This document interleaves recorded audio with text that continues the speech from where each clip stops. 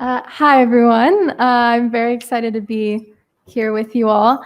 I actually wanted to quickly say that I'm really excited to be here because when I first started my activism, the first thing I ever did was start a Twitter account. And I just started and I did not know anyone in the movement. And one of my first followers was actually We Don't Have Time. So I want to thank you so much for all the support you've given myself and other youth activists.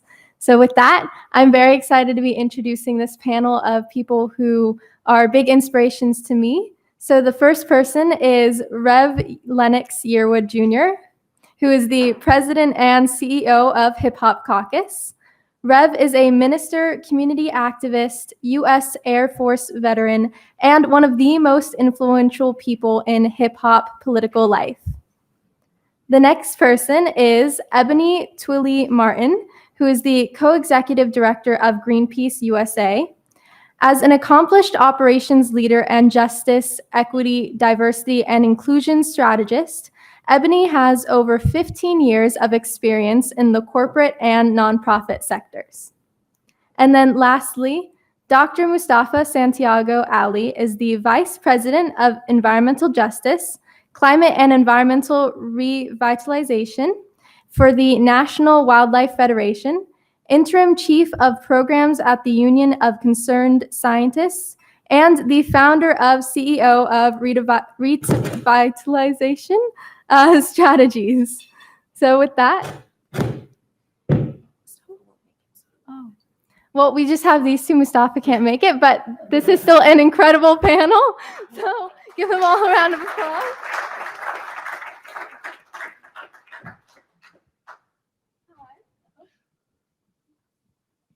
How are you all doing? Doing good. We are great. Excited to be here. So I first off want to just start with asking you all, what inspired you to get involved in activism? How did you first get involved and realize that this is what you want to focus on? So for me, 14 years ago, my son, who was 3 years old at the time, was diagnosed with asthma. And I thought that asthma was always hereditary. So I take him to the pediatrician, and I thought she was going to ask me, does this run in your family? Do you have respiratory issues? But instead she asked me, where do you live? Are there trees? Is there any grass? And I said, I live in the middle of a 6-lane highway. And she said, it's probably linked to the pollution that he's breathing in every day from fossil fuel emissions. And that got me to thinking, clean air is a basic human right. And what do you do as a mother when your child can't breathe? And I did not know where to reach out. I didn't know what to do, but I started researching and I found out how asthma disproportionately impacts Black people. And I learned more about fossil fuels and how that the extraction also disproportionately impacts BIPOC folks. And that began my journey. And I found a home at Greenpeace and found others like me who were interested, or not just interested, but passionate about making a difference and fighting back what we call now not an argument, but the fossil fuel fight, the climate crisis fight. And that's how I found my home in activism now. That's amazing. Thank you. I'm Rev Yearwood, and I'm so elated to be on this stage with such amazing climate activists. That is actually my goal. If you know me, I actually believe that the way that we succeed in this movement is by having a BIWOC leaderful movement, a Black, brown, indigenous, women of color, and women leading climate movement. I think that is the solution, actually. And so I'll lead in with that. So I'm sitting up here in the middle of my dream, and so that is the one thing.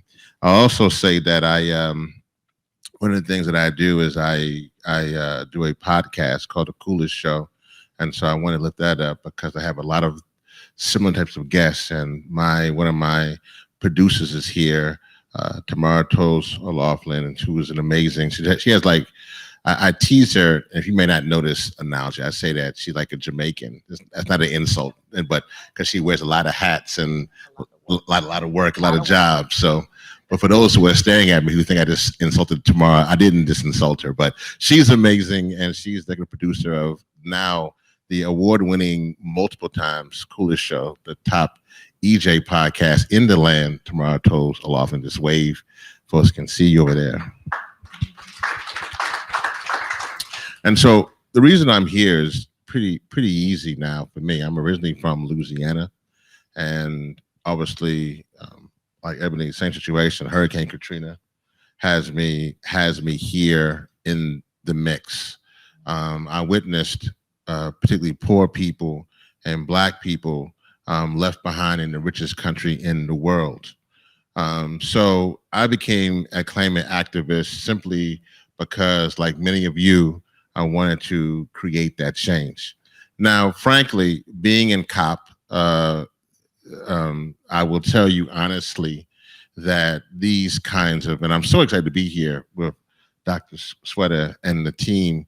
Congratulations on being here in the US. But I will tell you honestly, I really believe we have to do something, that we don't have time. So I lead in with that my whole essence in being here is because I don't think we have any more time. So with that being said, I just honestly want to say that after COP was appalling to me, being from the Gulf Coast. While I love the great words of this administration, and I'm glad that there are some of you who are still here, I have to tell you honestly that the Wednesday after COP concluded, this administration held the largest oil and gas lease sale ever, in which they had almost 80 million acres, which is twice the size of Florida, being leased. And so while on Monday it was, let's be a climate activist, it was on Wednesday, it was selling leases for oil and gas. So I don't think you could be a climate champion if you're obviously dealing with things where you are tomorrow renewables and clean energy and clean tech on Monday, but then you're authorizing pipelines and oil and gas leases on Wednesday. Yeah. So just wanted to say that, and that's the reason why I'm here, I guess. I definitely agree with that. I think that actions speak louder than words in that instance. But I also want to say that I've noticed that people get involved in activism because of the experiences that they are having because of climate change. And that's a lot of young people that I work with. They get involved because they are experiencing the effects of climate change. I got involved after I saw the campfire happen in Paradise, California in 2018. And being from Northern California, we have wildfires all year round now. And so seeing the effects of climate change, it's right in your face. It's something you can't ignore. And so I think that that's why it's so important that we have more organizations and people doing actions and pushing for change. And so I want to ask you both about your respective work and organizations. What are you currently working on? We'll also say there's the good Dr. Mustafa Ali snuck in over here.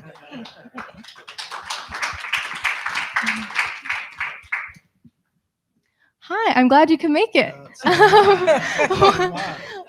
So I just asked them, but I'll quickly ask you before we go into this next question. How did you get involved in activism? What inspired you? My parents. Going a long way back, ever since I was a very young person. My grandparents and my parents were involved in civil rights and workers' rights. So it planted the seed in me. My grandfather was an extremely brilliant man because to keep a young child still, Rev knows this story. He used to he was a coal miner, but he also had a small farm. He used to grow apples and cherries and all these other types of things. So he would literally cut these apples and cut small pieces off. And I would sit literally right down there. If you were my grandfather and I was still that little boy, I'd be right there. And as he was engaging with all the other folks who would come from counties around about the things that needed to change, he would cut a small piece of that apple off to keep me sitting there and listening. So it goes way, way back. I officially started working on social justice issues when I was 16. and was blessed to really have a number of just amazing people throughout my life and my career who have guided me. And then, of course, everybody knows I had a chance to spend a couple years at the Hip Hop Caucus with Rev, who I've known since college days. So it goes way, way back. I love that. I think that intergenerational organizing, intergenerational activism, and everything around that is so important. So the question that I was asking next is about respective organizations and the work that you all are doing right now. So we can go this way and circle back around. Sure. So I am co-executive director at Greenpeace, and Greenpeace is the largest environmental campaigning organization that uses nonviolent direct action and civil disobedience and creative communication to enact change. We have a broad portfolio right now. Of course, like everyone in this room, our focus is the climate crisis. Looking at it in a number of different ways, and building broader coalitions with folks, because that's the only way that we're going to win right now. Things have been going down a certain stream for a number of years, and we haven't made the impact that we need to make, and we haven't made the change that we need to make.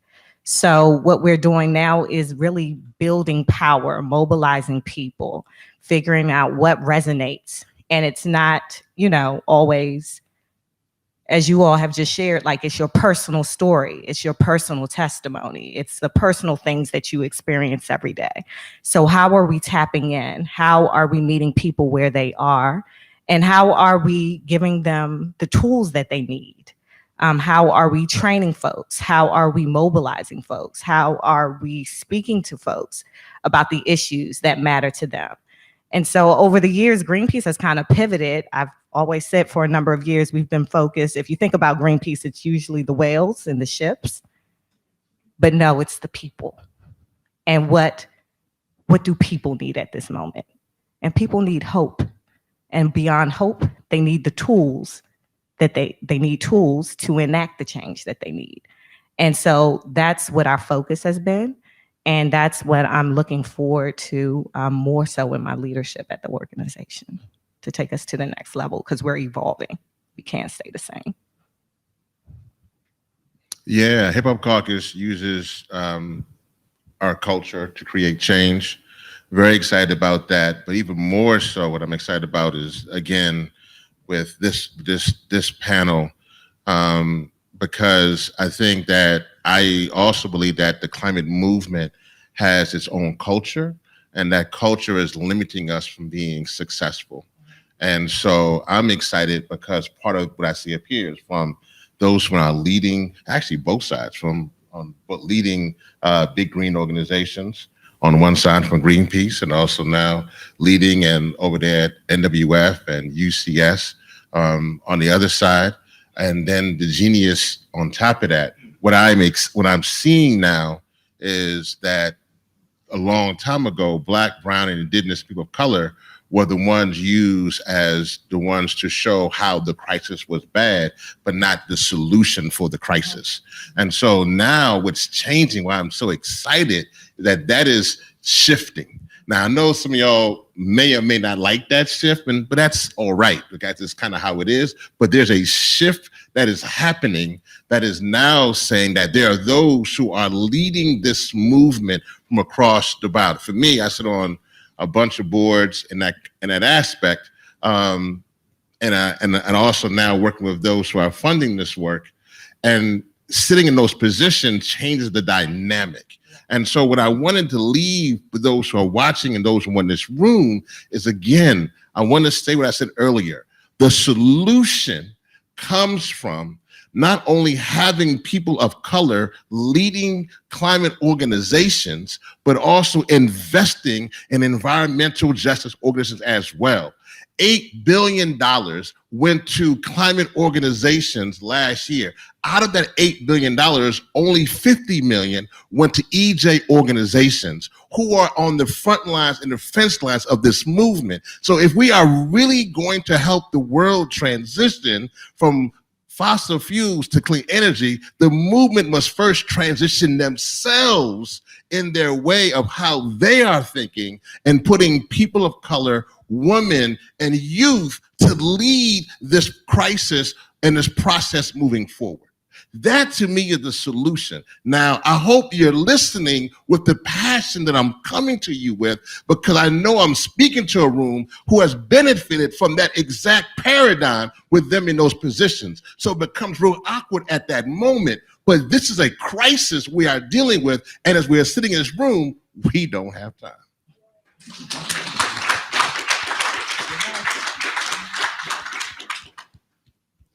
Well, I wear, everybody sees me with this black hat on, but I wear 3 hats. I'm the vice president at the National Wildlife Federation.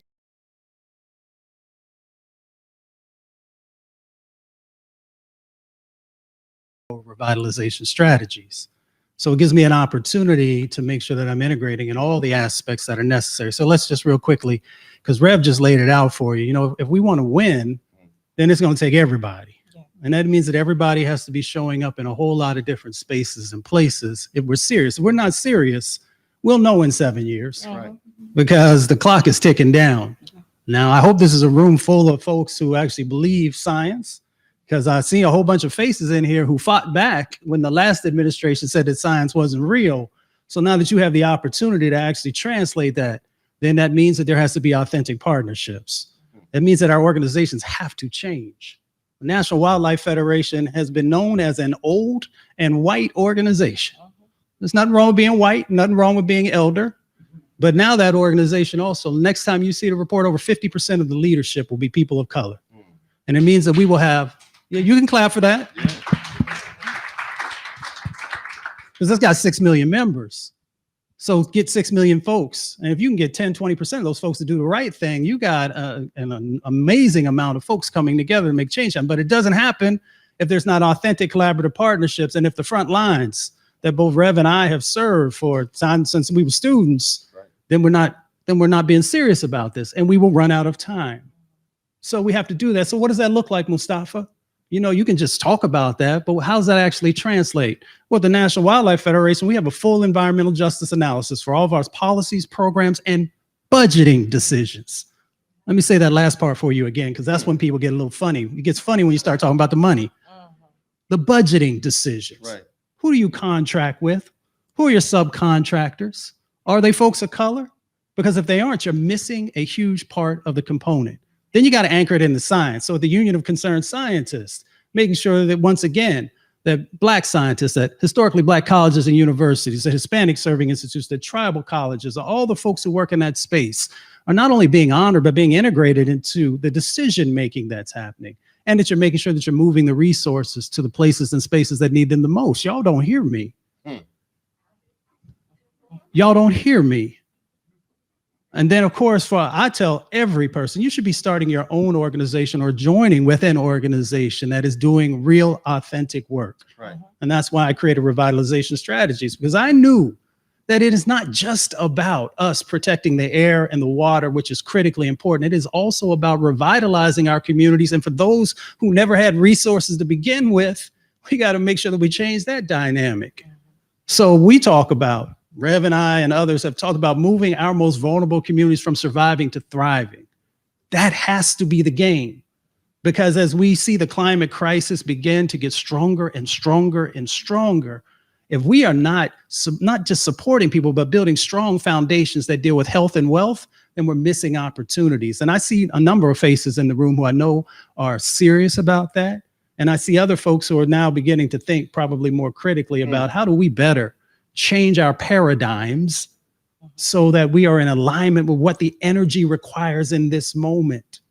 And that's the challenge that we have in front of us. The beauty is that we usually meet the moment. The challenge is that time is running out.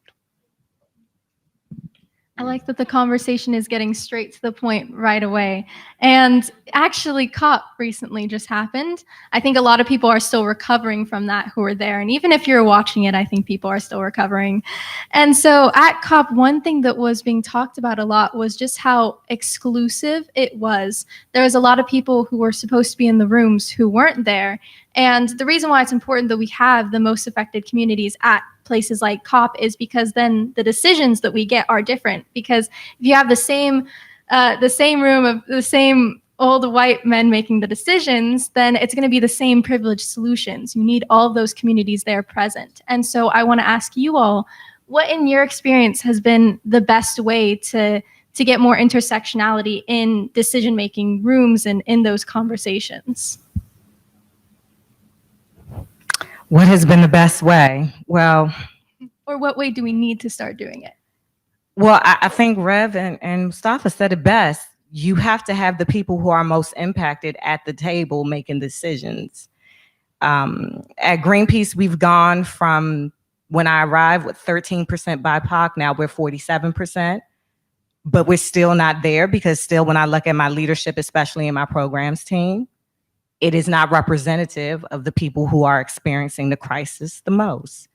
And so we have to shift. Like there's no other way to say it. Like we have to ensure that the people who are impacted are making those decisions. We also have to ensure that they're resourced appropriately. We also have to ensure that they're supported appropriately. We have to also ensure that the challenges are moved out the way, because we can often put people in positions, but we don't empower them.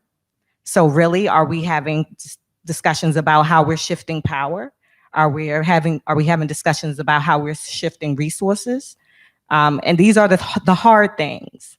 So it's easy to just put somebody in a seat. But what are you doing to ensure that they are really sitting in the seat and that they are really having the impact that they need to make and the impact that they need to have?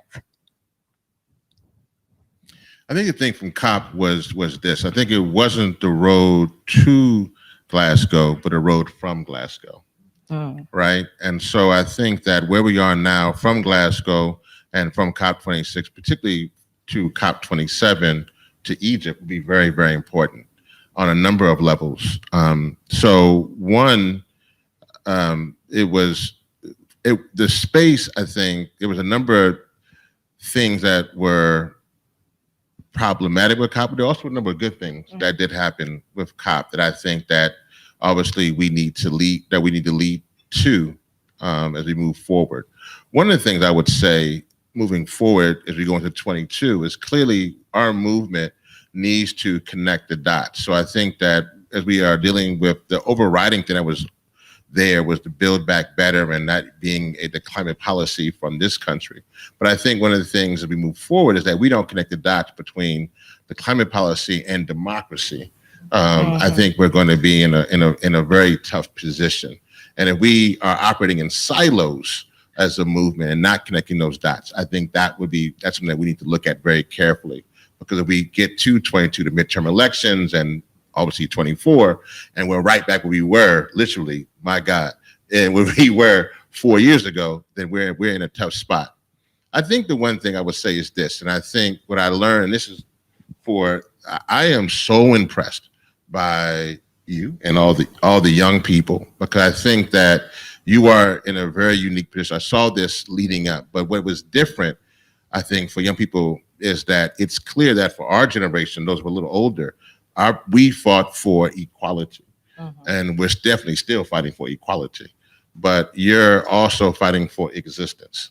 And so I think the one thing that I think needs to happen, I know that Mustafa does a great job and others do a good job at this, is that we have to figure out how to let folks know that it just didn't start there. You don't have to feel that weight that you are the beginning, because it didn't start there. My thing I think we need to leave out of COP is this. We have a tendency to look for the villains more than we look for the allies. Yeah. And I think we need to do a little better job at that, because I think that we sometimes are honed in on that.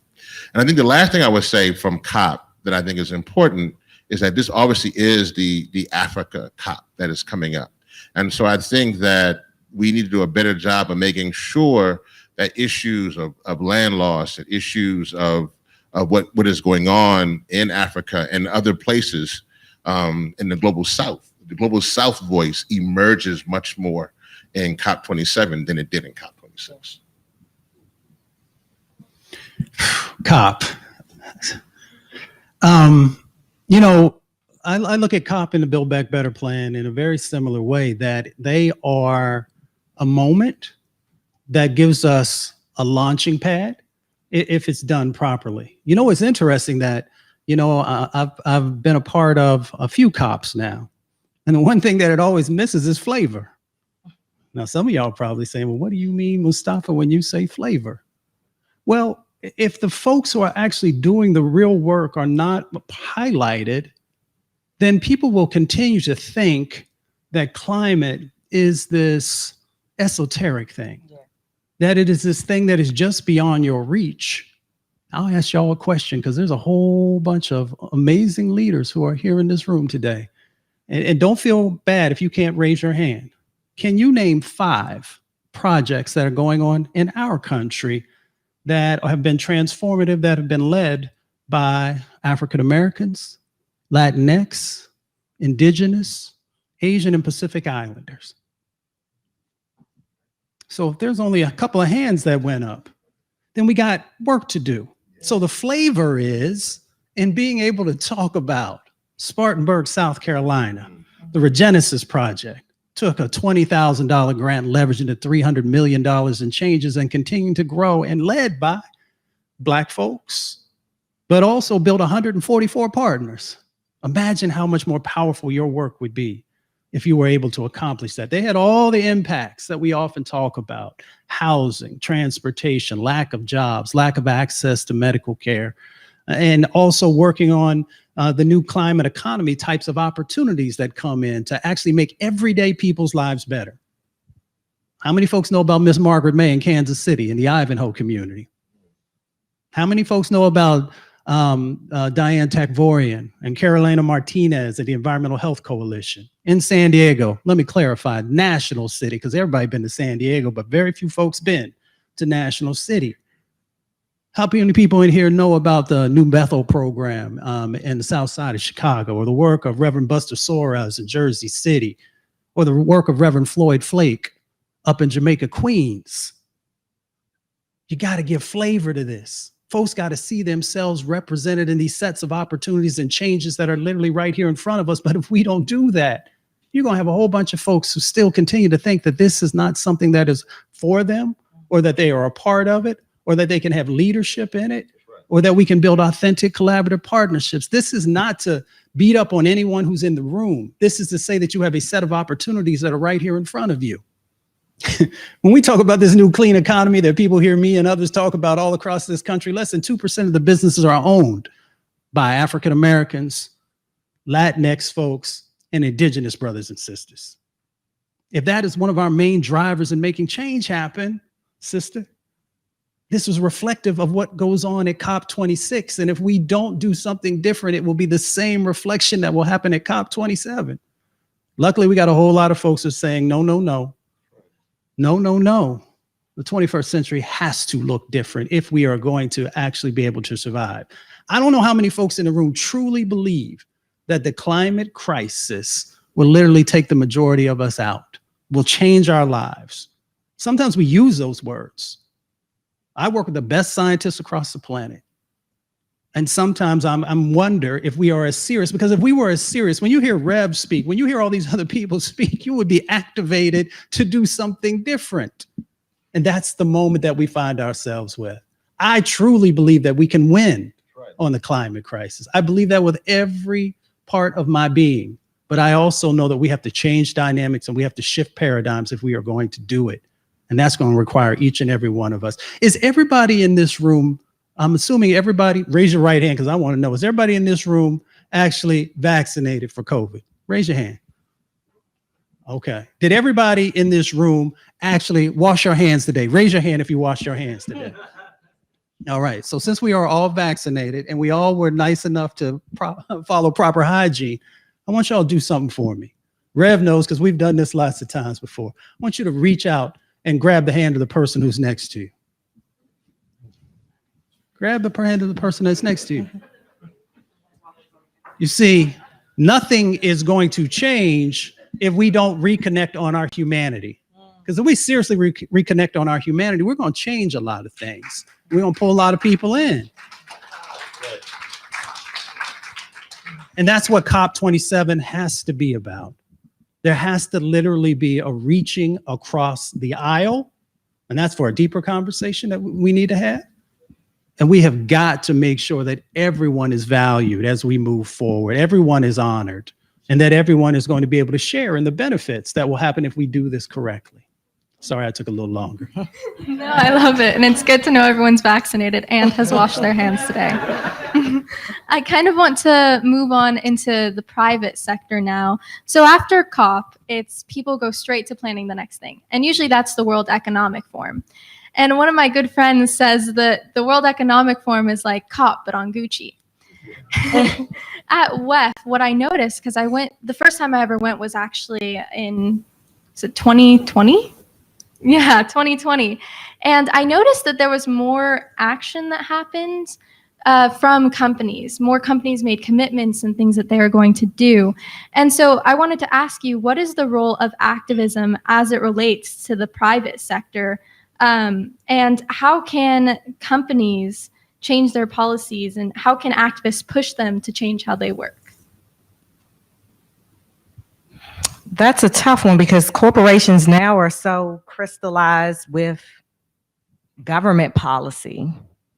I mean, we're giving what, $15 billion to in subsidies to fossil fuel companies every year now. We're basically subsidizing or giving a welfare check, so to speak, to an industry that's polluting and killing us. So we have to, as people, take back power and get the corrupt money out of politics.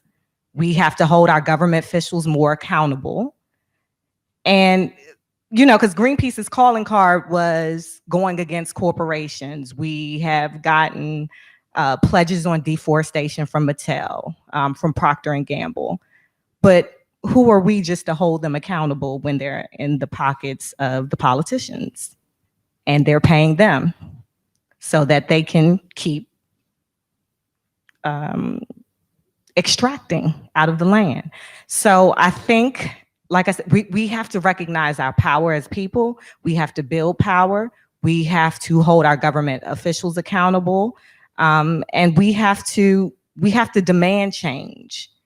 And we have to recognize that it's not just in the corporations. We have to recognize that we are the ones that set what the cultural norm should be. And we have to let our officials know that we're not going to stand for it anymore. So we can say that we want corporations to change, but if we really look at it and we really see where the money is going, they're not really changing. They're just saying things to appease us. So we have to begin to pull back the curtains, see where the money is going, and then hold them accountable. And then back in the civil rights movement, when we really meant something, we stopped spending money there. That's not comfortable for us now. But we have to go back to things like that if we really want to see change. Yeah, no, 100% agree with that. 100% agree with that. So, and I think I just want to give an acknowledgement to the movement who has been pushing for corporations to change on many ways. Obviously, in regards to how they're approaching their investments in regards to climate. They've been changing them, obviously, in the investments post the reckoning with George Floyd and many others in regards to Black lives. And I think that is having an impact. You know, when I was in Glasgow, I had an amazing, Mustafa, you get a kick out of this. You know, I'm obviously an activist, 100%.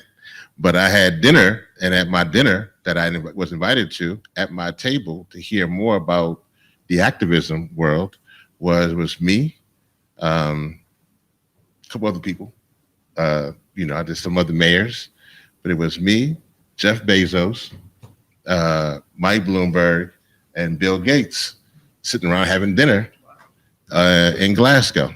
And I was like, man, I'm missing. I said, like, I'm probably hurting the curve on the table as far as like How did that go? How'd that work I'm out? probably hurting the curve as far as like the resources tomorrow on the table. Everybody like, you probably going up. They're like, man, you had everybody's bank account and you had Revs, and this goes right down. Man, Revs didn't crushed it on the table. Still about a good 500 billion of it. But the thing though, that they were interested, and many others who I met in Glasgow who were, it was, you know, similar to Davos and other situations, that it's clear they are watching what is happening, which is why I just want to leave everybody with this component, that if you are sincere, I've noticed that a lot of people who get into those rooms around those same people, they change up in those situations.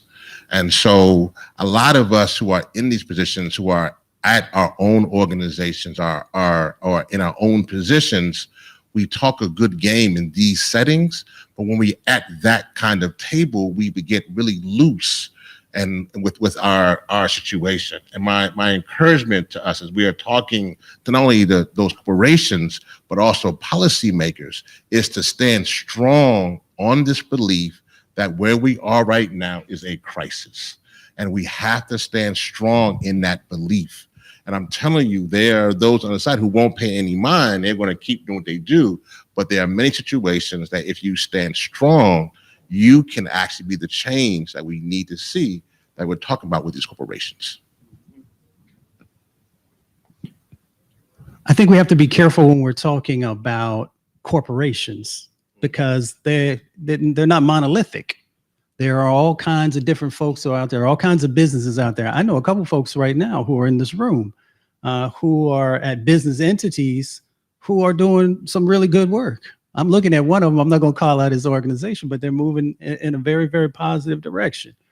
So we also have to be clear about unpacking what we're asking for from corporations, because sometimes we get very simplistic with some folks will say, well, we just want you to be the net zero or zero emissions, those types of things. It's deeper than that.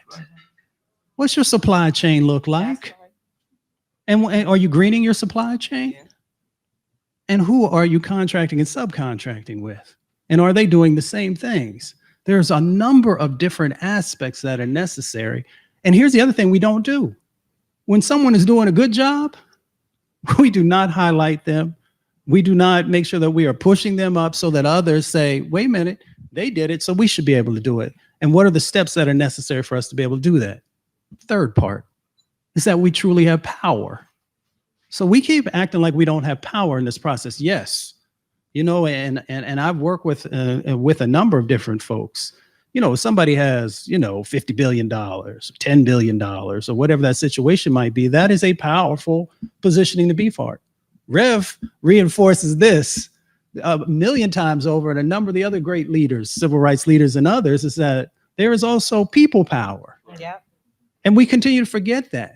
And inside of people power, we almost done, hang on one second, is what do we do with our dollars? You know, I remember when folks first started the divestment movement and how they told all these amazing young people that you will never get these academic institutions to divest. And I forget, I haven't heard Bill in a second. I forget what the number is now. How much is it now? 38. That has now been divested. Not millions, not billions.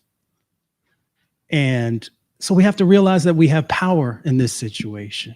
And I see some folks with the head down when we start talking about power. So let me make you real uncomfortable right now. Y'all do me a favor.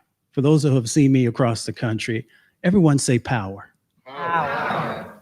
Now, see, y'all supposed to be some of the most educated, some of the folks that are most connected.